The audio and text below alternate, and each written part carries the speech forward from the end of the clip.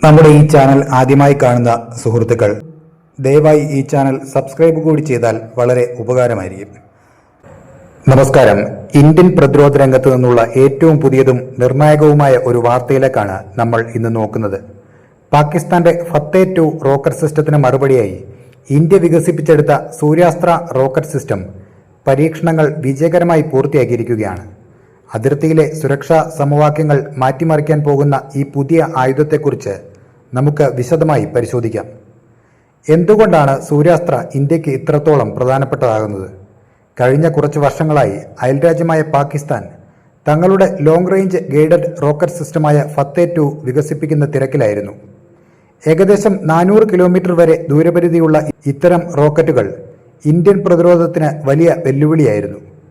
നമ്മുടെ പക്കൽ നിലവിൽ പ്രളയ് മിസൈലുകളും പിനാക്ക റോക്കറ്റുകളും ഉണ്ടെങ്കിലും ഇവ രണ്ടിനും ഇടയിലുള്ള ഒരു ദൂരപരിധിയിൽ കൃത്യതയോടെ ശത്രുവിനെ തകർക്കാൻ ശേഷിയുള്ള ഒരു സംവിധാനത്തിന്റെ കുറവുണ്ടായിരുന്നു. ഈ വിടവ് നികത്താനാണ് സൂര്യാസ്ത്ര എത്തുന്നത്. എന്തൊക്കെയാണ് സൂര്യാസ്ത്രയുടെ സവിശേഷതകൾ? ഇതൊരു ലോങ് റേഞ്ച് പ്രിസിഷൻ സ്ട്രൈക്ക് സംവിധാനമാണ്. ലളിതമായി പറഞ്ഞാൽ നൂറുകണക്കിന് കിലോമീറ്റർ അകലെയുള്ള ശത്രുവിന്റെ ഒളിത്താവളങ്ങളോ കമാൻഡ് സെന്ററുകളോ ഇഞ്ച് വ്യത്യാസമില്ലാതെ തകർക്കാൻ ഇതിന് സാധിക്കും. വേഗത. ശത്രുവിന്റെ റഡാറുകളിൽ പെടാതെ മിന്നൽ വേഗത്തിൽ ലക്ഷ്യത്തിലെത്താൻ ഇതിന് കഴിയും. മൊബിലിറ്റി. ട്രക്കുകളിൽ ഘടിപ്പിച്ചിട്ടുള്ള ലോഞ്ചറുകൾ വഴി എവിടെ നിന്നും എളുപ്പത്തിൽ വിക്ഷേപിക്കാം.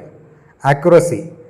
അത്യാധുനിക ഗൈഡൻസ് സിസ്റ്റം ഉപയോഗിക്കുന്നതിനാൽ ലക്ഷ്യത്തിൽ നിന്നുള്ള വ്യതിയാനം വളരെ കുറവായിരിക്കും. ഇന്ത്യൻ ആർട്ടിലറിയുടെ നവീകരണത്തിൽ ഇതൊരു നാഴികക്കല്ലാണ്.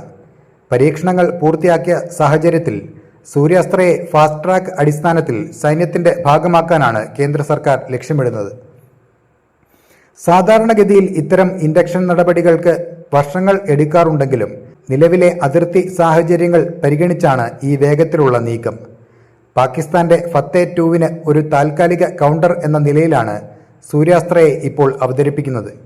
ഇത് ഇന്ത്യയുടെ ആക്രമണശേഷി വർദ്ധിപ്പിക്കുക മാത്രമല്ല, ശത്രു രാജ്യങ്ങൾക്ക് ഒരു ശക്തമായ താക്കീത് നൽകുക കൂടിയാണ്. ചുരുക്കത്തിൽ സൂര്യാസ്ത്ര കേവലമൊരു റോക്കറ്റ് സിസ്റ്റം മാത്രമല്ല, അത് ആധുനിക യുദ്ധതന്ത്രങ്ങളിൽ ഇന്ത്യ കൈവരിക്കുന്ന സ്വയം പര്യാപ്തതയുടെ അടയാളം കൂടിയാണ്.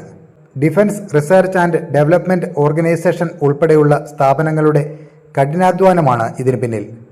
വരും മാസങ്ങളിൽ തന്നെ സൂര്യാസ്ത്ര ഇന്ത്യൻ സൈന്യത്തിൽ സ്ഥാനം പിടിക്കുമെന്ന് നമുക്ക് പ്രതീക്ഷിക്കാം. മറക്കാതെ ഈ ചാനൽ സബ്സ്ക്രൈബ് കൂടി ചെയ്യുക. അപ്പോൾ മറ്റൊരു വാർത്തയുമായി വീണ്ടും കാണാം. നന്ദി.